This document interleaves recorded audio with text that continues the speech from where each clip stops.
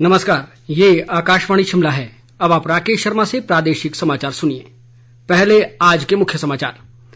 प्रदेश सरकार ने 1 रुपये प्रति किलो बढ़ाया सेब, आम और नींबू प्रजाति के फलों का समर्थन मूल्य।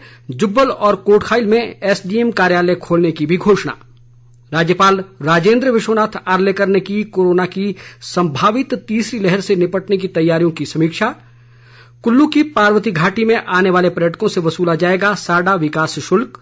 और प्रदेश में 18 से 20 जुलाई तक भारी से बहुत भारी वर्षा की चेतावनी। सरकार ने उपायुक्तों को अलर्ट रहने के दिए निर्देश। 18 वर्ष से अधिक आयु वर्ग के लिए सरकारी केंद्रों पर निःशुल्क राष्ट्रव्यापी कोविड टीकाकरण अभियान जारी है। युवा श्रोताओं से हमारा आग्रह है कि स्वयं कोविड रोधी टीका लगवाएं और अन्य लोगों को भी इसके लिए प्रोत्साहित करें। कोविड स्वास्थ्य के लिए खतरा बना हुआ है, ऐसे में एहतियाती उपायों के पालन में कोताही न बरतें। जब तक जरूरी न हो घर से बाहर न निकलें और इन 3 आसान उपायों का पालन करें। मास्क लगाएं, 2 गज की सुरक्षित दूरी बनाए रखें, हाथ और मुंह साफ रखें। कोविड संबंधी जानकारी और मार्गदर्शन के लिए राष्ट्रीय हेल्पलाइन नंबर 011-2397-8046 और 1075 पर संपर्क करें। अब समाचार विस्तार से। मुख्यमंत्री जयराम ठाकुर ने मंडी मध्यस्थता योजना के तहत सरकार द्वारा खरीदे जाने वाले सेब और आम व नींबू प्रजाति के फलों के समर्थन मूल्य में 1 रुपये प्रति किलोग्राम की वृद्धि की घोषणा की है। मुख्यमंत्री ने जुब्बल कोटखाई विधानसभा क्षेत्र के जुब्बल और कोटखाई में एसडीएम कार्यालय खोलने का भी ऐलान किया है। मुख्यमंत्री आज जुब्बल कोटखाई के खड़ा पत्थर में आयोजित जिला स्तरीय स्वर्ण जयंती ग्राम स्वराज सम्मेलन के दौरान पंचायती राज संस्थाओं के निर्वाचित प्रतिनिधियों को संबोधित कर रहे थे। मुख्यमंत्री ने कोटखाई में खंड विकास कार्यालय, टिक्कर में अग्निशमन उपकेंद्र, कलबोग में उप तहसील खोलने और उप तहसील सावड़ा व पुलिस थाना सावड़ा को राज्य ऊर्जा निगम के नए भवन में स्थानांतरित करने की भी घोषणा की। मुख्यमंत्री ने यह भी कहा कि रोहडू और जुब्बल कोटखाई विधानसभा क्षेत्रों में नव सृजित 9 पंचायतों के भवन निर्माण के लिए 20-20 लाख रुपए की राशि प्रदान की जाएगी। जुब्बल कोटखाई से विधायक नरेंद्र बरागटा के निधन से ये सीट खाली है और यहाँ शीघ्र ही उपचुनाव की घोषणा होने वाली है। राज्यपाल राजेंद्र विश्वनाथ आर्लेकर ने आज शिमला में मुख्य सचिव अनिल खाची के साथ कोरोना महामारी की संभावित तीसरी लहर से निपटने की तैयारियों की समीक्षा की। राज्यपाल ने कहा कि कोरोना की दूसरी लहर भले ही कमजोर पड़ चुकी है, लेकिन हमें तीसरी लहर के लिए सतर्क रहने की आवश्यकता है। राज्यपाल ने स्वास्थ्य अधोसंरचना के विकास व स्वास्थ्य कार्यकर्ताओं की उपलब्धता के अलावा समय समय पर जारी दिशा निर्देशों की पालना पर बल दिया। उन्होंने कहा कि प्रदेश में पर्यटन गतिविधियों में वृद्धि हुई है, इस कारण अधिक सतर्क रहने की जरूरत है। उन्होंने कोरोना वैक्सीन टीकाकरण तेज करने, सेब सीजन से पहले सड़कों की हालत सुधारने और विपणन प्रणाली को और मजबूत करने पर भी जोर दिया।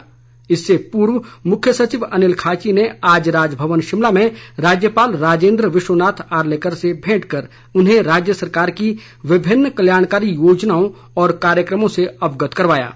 उन्होंने प्रदेश में कोरोना महामारी से निपटने की सरकार की तैयारियों और वर्तमान परिस्थितियों के बारे में भी जानकारी दी। सामाजिक न्याय व अधिकारिता मंत्री सरवीण चौधरी ने आज शाहपुर विधानसभा क्षेत्र के अनसुई क्षेत्र का दौरा कर बाढ़ ग्रस्त प्रभावित परिवारों का कुशलक्षेम जाना। उन्होंने बाढ़ से प्रभावित 23 परिवारों को नगद राशि भी वितरित की। सरवीण चौधरी ने कहा कि संकट की इस घड़ी में प्रदेश सरकार प्रभावितों के साथ खड़ी है और उन्हें हर संभव सहायता प्रदान की जाएगी। वन मंत्री राकेश पठानिया ने आज नूरपुर में करीब 2.5 करोड़ रुपए की लागत से बने शॉपिंग कॉम्प्लेक्स और पार्किंग स्थल का लोकार्पण किया। उन्होंने बाद में प्रधानमंत्री शहरी आवास योजना के तहत 115 लाभार्थियों को स्वीकृति पत्र भी भेंट किए। पठानिया ने इस मौके पर कहा कि शॉपिंग कॉम्प्लेक्स व पार्किंग स्थल के निर्माण से जहां नूरपुर में पार्किंग की समस्या का हल होगा, वहीं स्थानीय युवाओं को रोजगार के अच्छे अवसर भी मिलेंगे। उन्होंने शहरी क्षेत्रों में रह रहे जरूरतमंद गरीब परिवारों को पक्का आशियाना उपलब्ध करवाने की केंद्र और राज्य सरकार की वचनबद्धता भी दोहराई। सोलन की उपायुक्त कृतिका कुल्हारी ने जिले के अधिकारियों को कोरोना नियमों की अवहेलना करने वालों के खिलाफ सख्त कार्रवाई करने के निर्देश दिए हैं ताकि कोरोना की संभावित तीसरी लहर से बचा जा सके। उपायुक्त ने आज सोलन में जिला स्तरीय कोविड टास्क फोर्स की बैठक की अध्यक्षता करते हुए कहा कि वैक्सीन लगवाने, मास्क का सही उपयोग करने और 2 गज की दूरी रखने से कोरोना की तीसरी लहर से काफी हद तक बचाव हो सकेगा। उन्होंने अधिकारियों को मॉनसून के दौरान किसी भी प्रकार की आपदा से निपटने के लिए भी तैयार रहने को कहा। कुल्लू जिला की खूबसूरत पार्वती घाटी में अपने वाहनों से घूमने आने वाले बाहरी राज्यों के पर्यटकों से अब साडा विकास शुल्क वसूला जाएगा।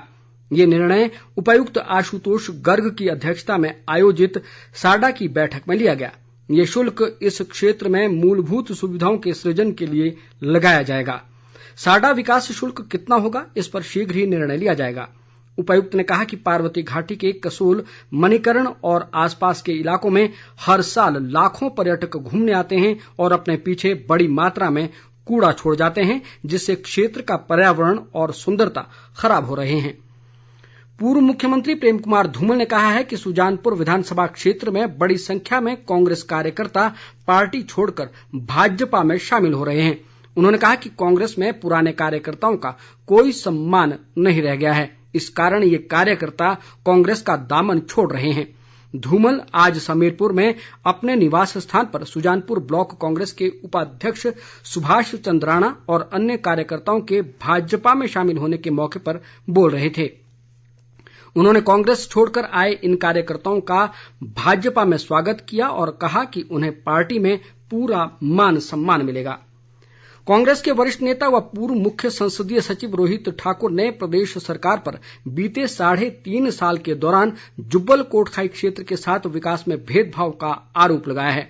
रोहित ठाकुर ने आज शिमला में एक पत्रकार वार्ता में कहा कि इस दौरान सरकार ने जुब्बल कोटखाई के लिए घोषणाएं तो की, लेकिन उन्हें कभी पूरा नहीं किया।